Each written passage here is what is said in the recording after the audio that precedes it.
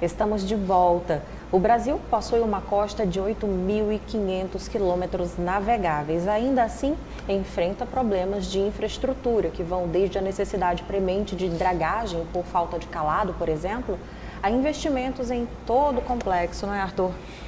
Dalva, em muitos dos portos, a estrutura é absolutamente insatisfatória. Mas vamos voltar a conversar aqui com nossos convidados para compreender melhor tudo isso, né? A conversa aqui está muito boa. Dá a fazer mais 3, 4 programas, mas nosso tempo está acabando, é o último bloco, vamos aproveitar um pouquinho aqui do conhecimento dessas duas esferas aqui da área portuária.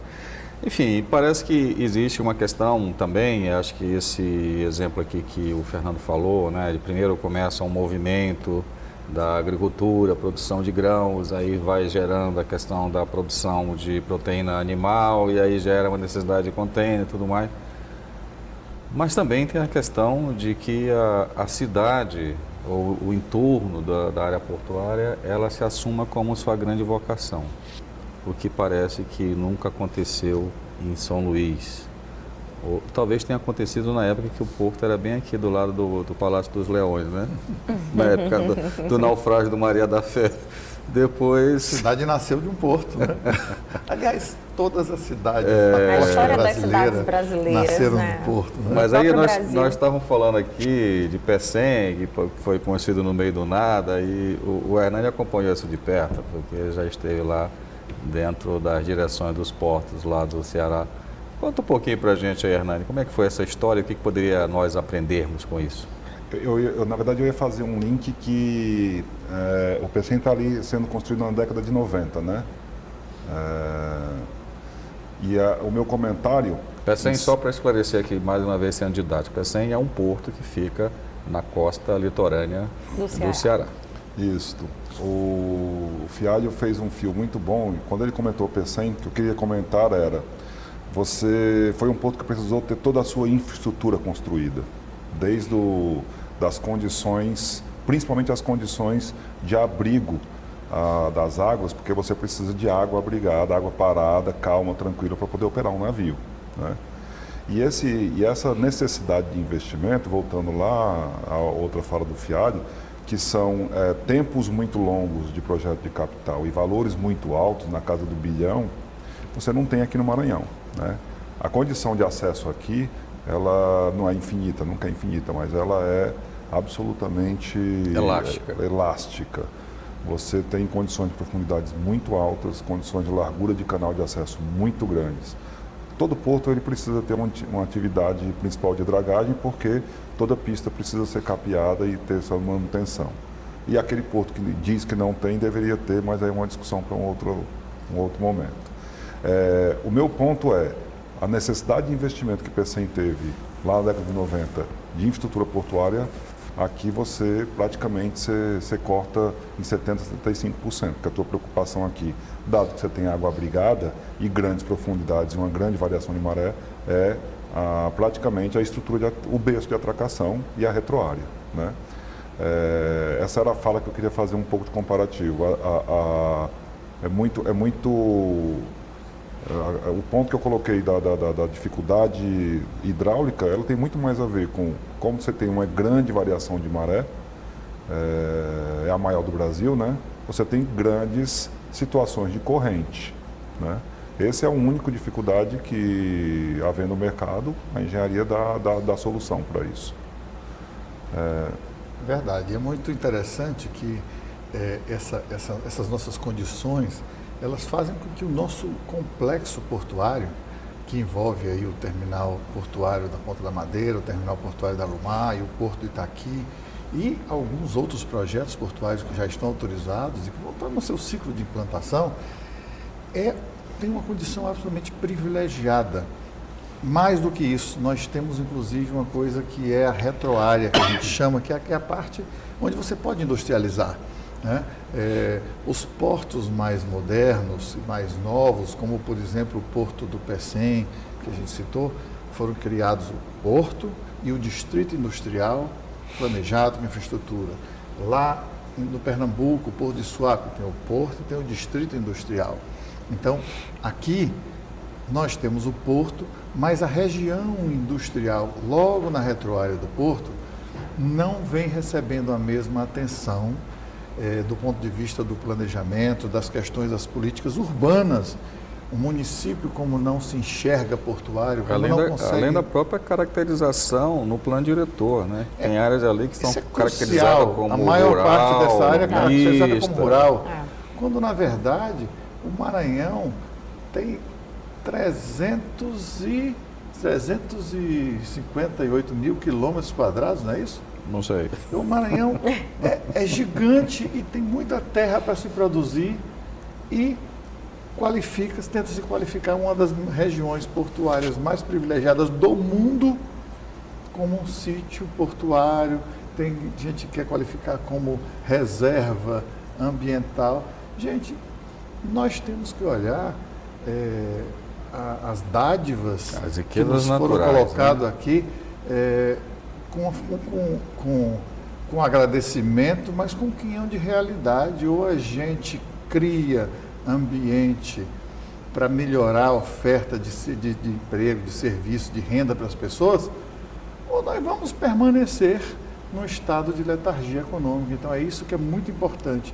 A gente precisa do município de São Luís ter um olhar de desenvolvimento em conjunto com o governo do estado, com um olhar de desenvolvimento para essa região, para atrair de forma ordenada, organizada e concatenada mais investimentos, mais empresas, mais indústrias, para que a gente possa fazer transformações econômicas. E é uma coisa interessante, Dal, que assim, a gente planejou esse programa para falar de desenvolvimento portuário, mas o que fica claro nessa conversa aqui, que existe outro desenvolvimento por detrás que tem que ser impulsionado. Que precisa ser impulsionado para fazer sentido incentivar os portos.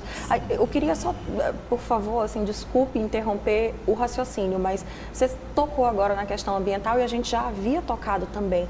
Vamos analisar de que maneiras, então, é interessante promover esse desenvolvimento de uma maneira que respeite o meio ambiente, né? Que é algo tão... Perfeito, Dalva. Nada mais no mundo vai poder ser implantado e vai ser colocado operacional se não tiver o equilíbrio, né?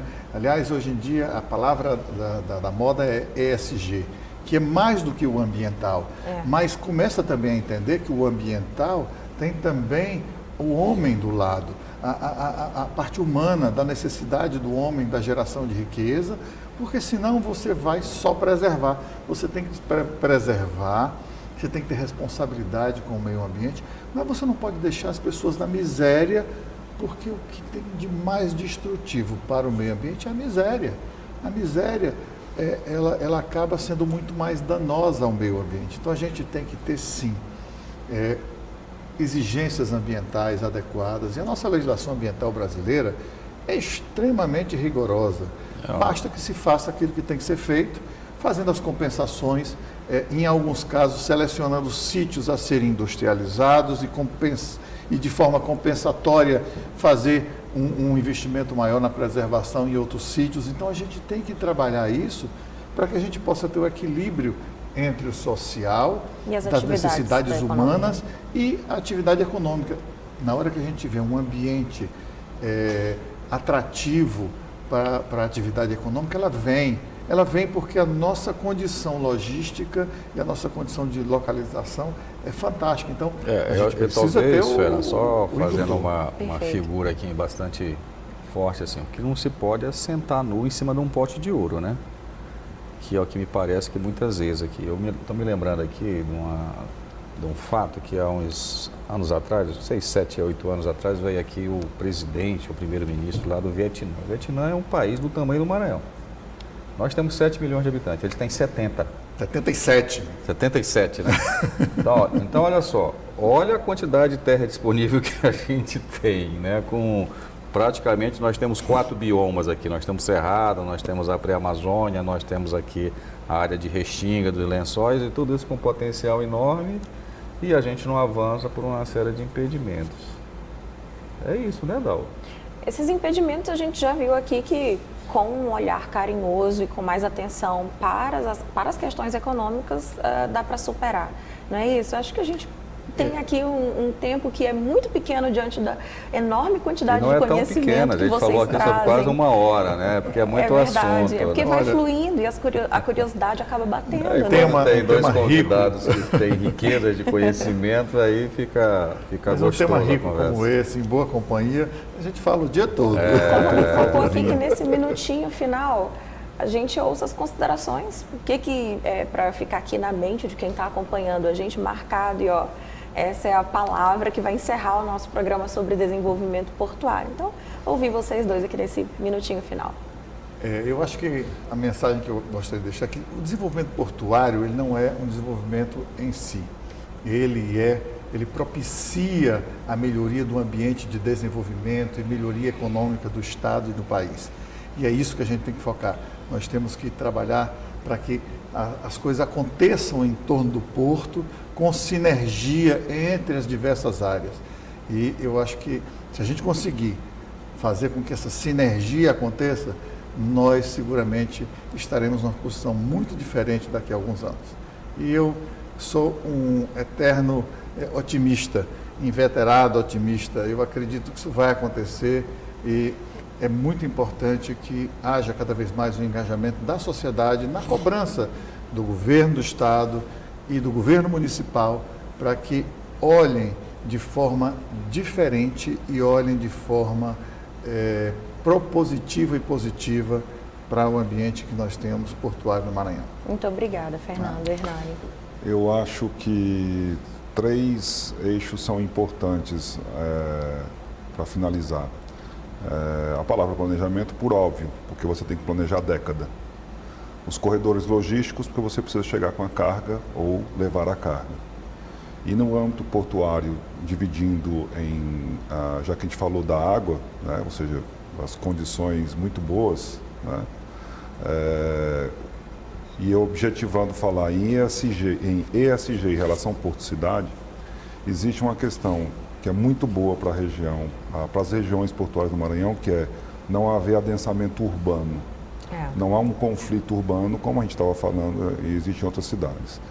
Santos, por exemplo, você tem 2 regiões nobres, vou citar algumas delas, a comunidade de Conceiçãozinha, a comunidade da Prainha, que são assentamentos longevos, ou seja, durante muito tempo se assentou ali a comunidade e você não consegue desenvolver o que é natural para a área, uma atividade do nicho da região, né?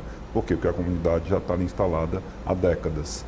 Então a palavra planejamento aí é muito importante.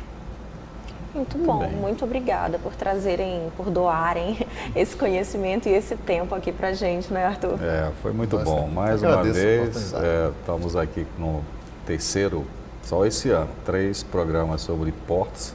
Nós vamos sempre falar sobre portos aqui, porque é muito importante para o país, para o São Luís, para o Maranhão. E aqui ficou claro que tem muito assunto, né? A gente vai gravando um programa e já vai saindo com a ideia para o próximo. Mas ok. Pessoal, a gente fica por aqui. Obrigado mais uma vez pela sua companhia. Bom, o Negócios na Pauta é um oferecimento da B2O Partners. Todos os programas estão disponíveis nas nossas redes sociais. É só seguir Negócios na Pauta. Uma ótima semana para você e até o nosso próximo encontro. Tchau. Tchau.